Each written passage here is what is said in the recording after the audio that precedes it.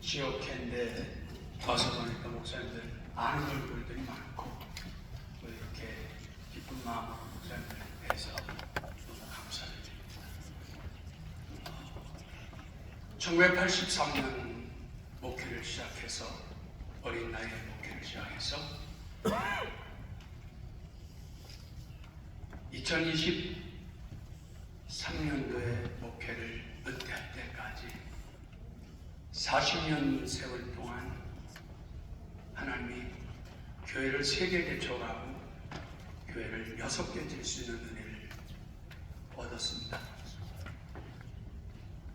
젊은 시절 생각해서 40년이라고 하는 긴 세월을 목회 여정을 좀 미리 접는다고 하는 생각을 하고 그 후에 농어촌교회를 계획을 세워서 주일날하고 금요초에 가보니까 딱 100교회를 돌아봤습니다.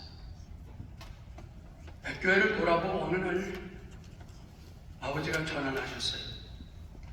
내가 이제 죽게 됐다. 그래서 아버지 죽으신다는데 아들이 가보지 않을 수 없어서 갔더니 아버지가 12월 26일 날 제가 갔는데 이제 목회를 못하겠다. 그래서 제가 이렇게 얘기했습니다. 아버지 90이 넘도록 목회하셨으면 됐지 뭐 이제 목회를 또 못한다 그러세요. 90이 넘도록 목회를 하셨는데 이례적인 일입니다. 아버지 이제 목회 그만하시죠. 그렇게 얘기하려다가 그 얘기를 못해서 이렇게 얘기했습니다.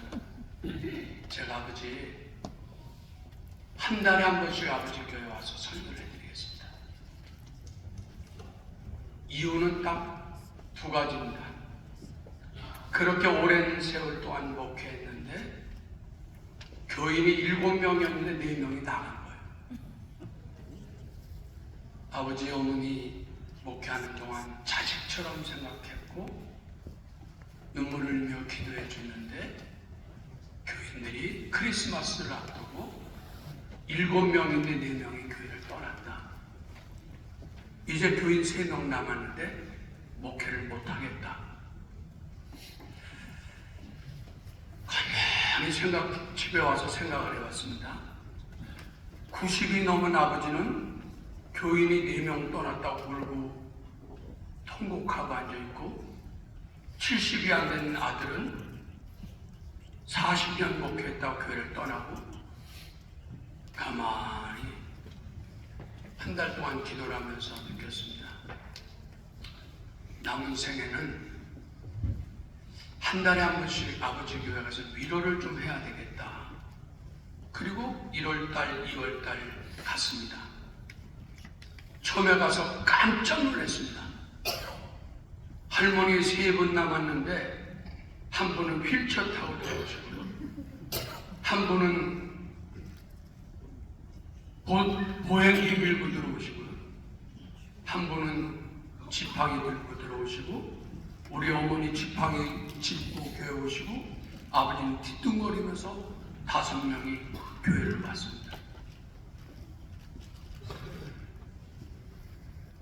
미가엘 반주기가 천사인 줄 알았더니 미가엘 반주기를 내가 써본 일이 없어갖고 어떻게 쓰는지 모르겠어요.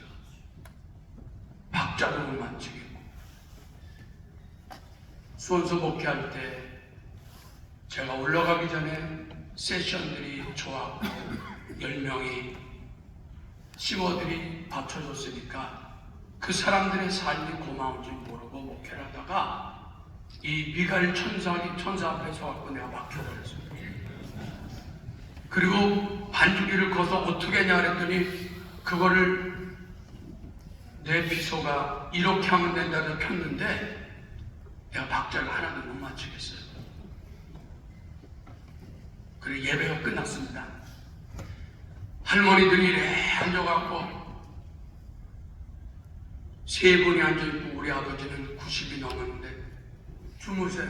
목사님이 이제 지 아들이 설교를 하니까 주무시는 거예요. 그러다가 중간에 크레인 하나 들어왔습니다. 안 들려요! 설교 좀 크게 하세요!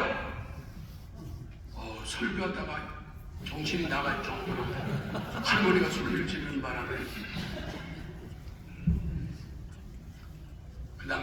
그 다음 달에 갔습니다. 제가 가서 2월 달에 예배를 드리고 3월 고난주간에 교회를 갔는데 무슨 마음이 드냐면 고난주간 부활주일이 다가오면 목사가 있어야지. 그래서 제가 2주를 갔습니다. 연속. 그 다음 줄 안 갈 수가 없어. 왜? 어머니 생신이다. 편안하려고 인생 살다가 목회를 마무리했는데 이게 뭔가 그러다 집에 돌아와서 마음을 결심했습니다. 그 다음 주일날 가서 3월 마지막 주일에 이렇게 했습니다. 할머니 3분에게 물었습니다. 내가 이 교회 담임 목사로 와도 됩니까? 할머니들이 두 손을 들고 아멘 그러더라고요. 이유를 다 아닙니다. 제가 갈 때마다 3만 원씩 줬거든요. 내 아버지 어머니도 드리는데 오는 교인들한테 고맙다고 예배 참석하면 3만 원씩 주니까 3주를 주고 나니까 돈의 노예가 돼갖고 단 목사 오케이라는 거예요. 1년 동안 이제 목회하면서 마음을 정하게 됐습니다. 그러면서 느낀 것 3가지가 있었습니다. 첫째로는 두려움이라고 하는 단어였습니다. 두려움. 여러분, 우리가 목회하는 동안 교회가 부흥하고 성장하면 목사는 그 교회 성장 때문에 두려움을 이깁니다. 용기가 생겨집니다. 근데 중요한 거는 교회가 100명이 50명이 되어지고 30명이 되어지고 10명이 되어지면 목사의 두려움은 견딜 수가 없다는 사실을 제가 아버지를 보면서 깨닫게 된 겁니다. 아버지 인생의 전성기는 교인이 몇 명이나 모셨습니까?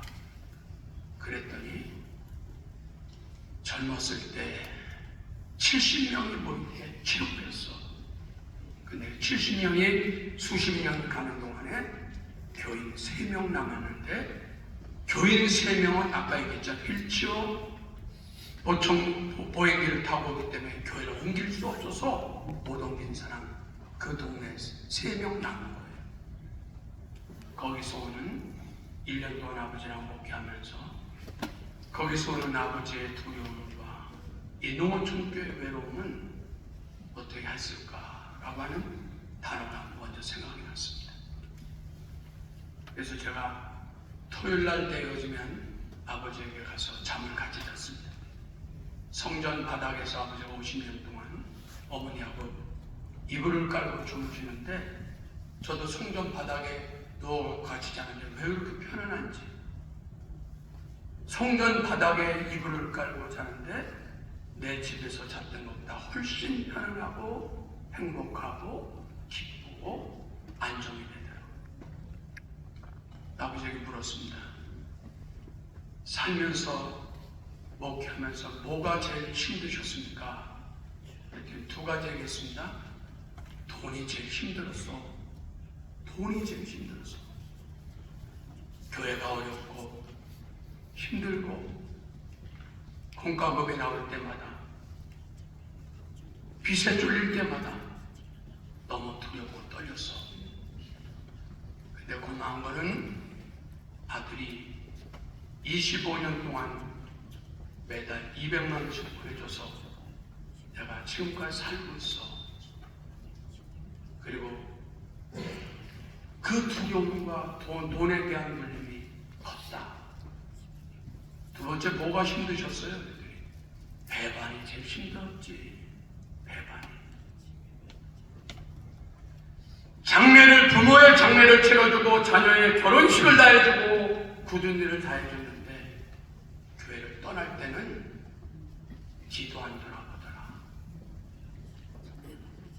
내 생명을 다 걸고 인생을 다 바쳐서 기도해 줬는데 교회를 떠날 때 남보다 못하더라. 두려움과 배반이 그렇게 컸어. 그래서 하나님을 의지할 수밖에 없었어. 하나님을 의지할 수밖에 없었어.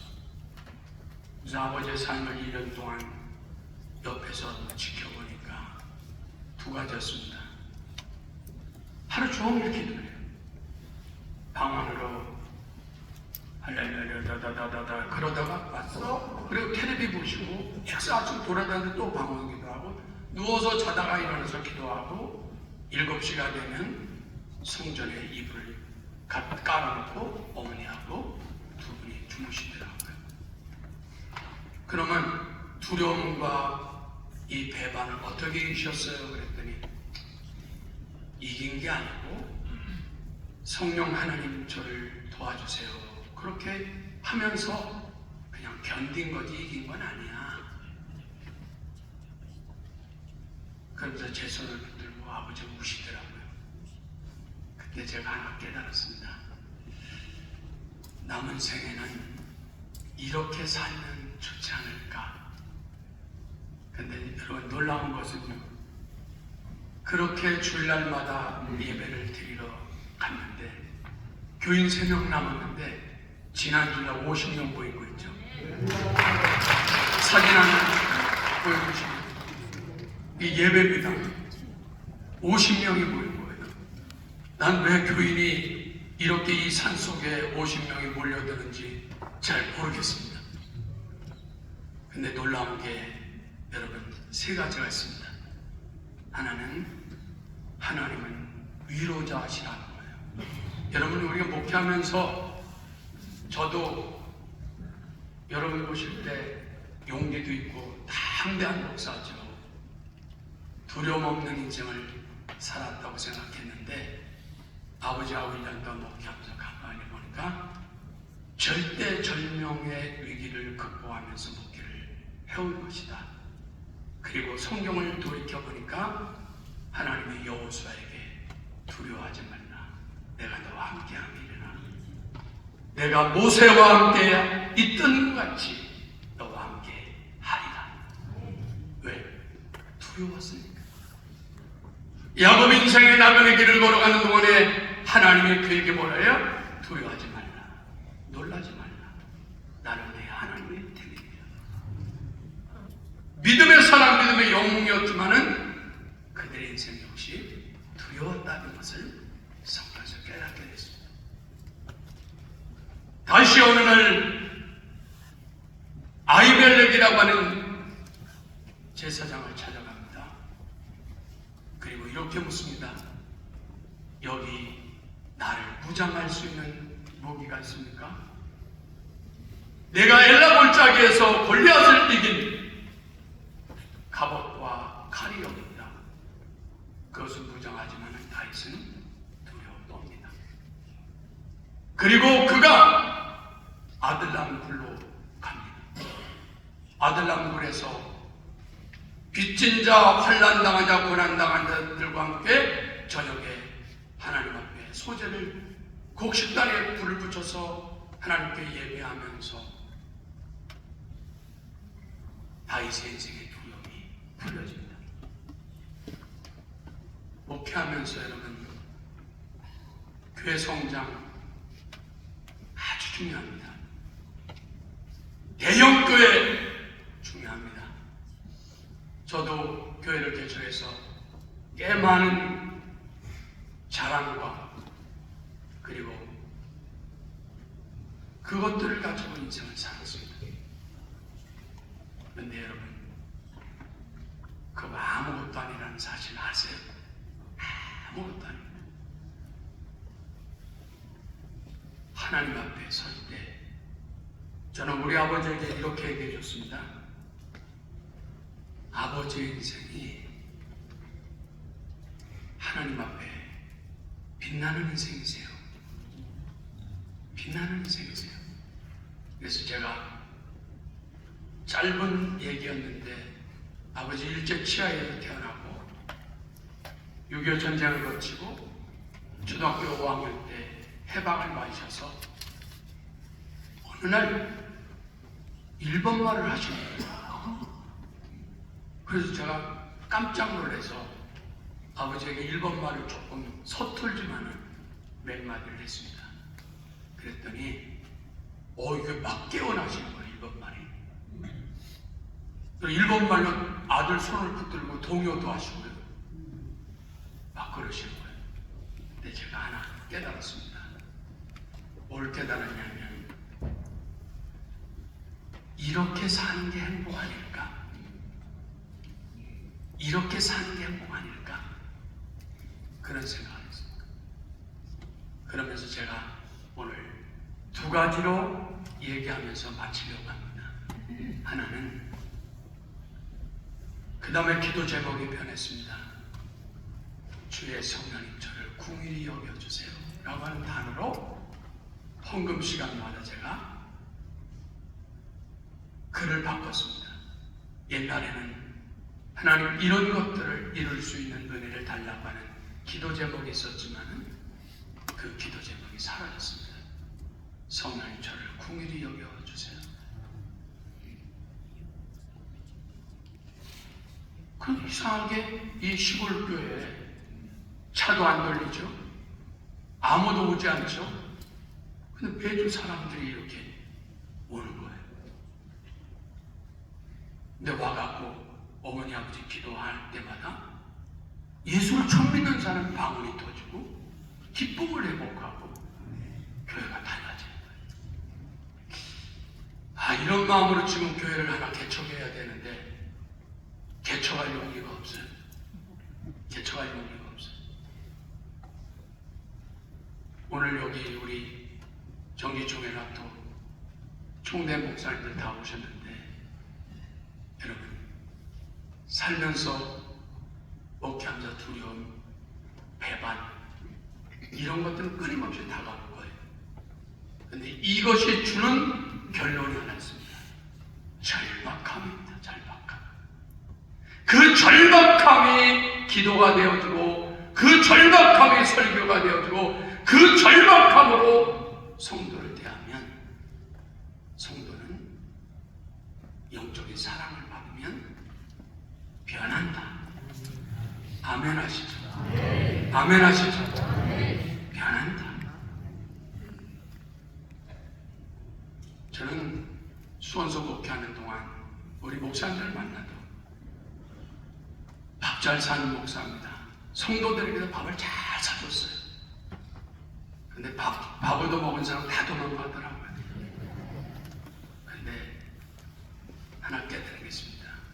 영적인 절박함으로 은혜를 받은 자는 떠나지 않는다. 떠나지 않는다. 저는 목회하는 동안요, 이 문막에 가서 할머니가 100만 원 갖고 오셨더라고요. 100만 원. 목사 이불 해갖고 덮으시고 기도해달라고. 깜짝 놀랐습니다. 아니 헌금 100원 하는 할머니가 어떻게 100만 원 갖고 오냐고. 100원 합니다. 헌금. 근데 100만 원 갖고 오셨어요. 내가 어떻게 느꼈는지 아세요? 이 할머니가 장례 비용을 나에게 준 거라고 느낀 거예요. 이 할머니가 장례 비용을 나에게 준 거라고 느낀 거예요. 여러분, 그래서 제가 목회하면서 울음이 터졌습니다. 절박함으로 설교하다가 오늘 이 본문을 다시 한번 우리 목회자들하고 나누고 싶은 단어였습니다. 두려워 말라, 내가 너와 함께하니. 놀라지 말라, 나는 네 하나님의 님이다. 아멘. 오늘 이 아침에 여러분 살면서 우리의 삶의 자랑은 아까 한국교회도 걱정이고 대한민국도 아니고 대한민국 걱정할 게 뭐 있습니까? 우리 목회도 지금 힘들어서 목회 때문에 지금 머리가 아파서 깨지는데 대한민국 걱정할 게 어디 있어요? 있어요? 그렇게 우리가 배불러요? 난 그렇게 생각 안 해. 정치는 정치인이 하는 거고 경제는 경제인이 하는 거고 목사는 내 목회 현장에 성도들이 울고 있는 마음을 느끼면 하나님이 역사하신다. 아멘 하세요. 그리고 저도 그렇지만 우리 돌아가서 내년에 모일 때는 행복하게 모입시다. 오늘 여러분 행복하지 않잖아. 얼굴이 뜰보갖고 말이야. 그렇게 나오지 마시고, 제가 좀 많이 행복해졌어요. 행복해진 이유는 이 수원교회를 개척해서 1000명이 넘었을 때 그때 행복했었겠죠. 자랑하려고. 근데 그때 행복하지 않았습니다.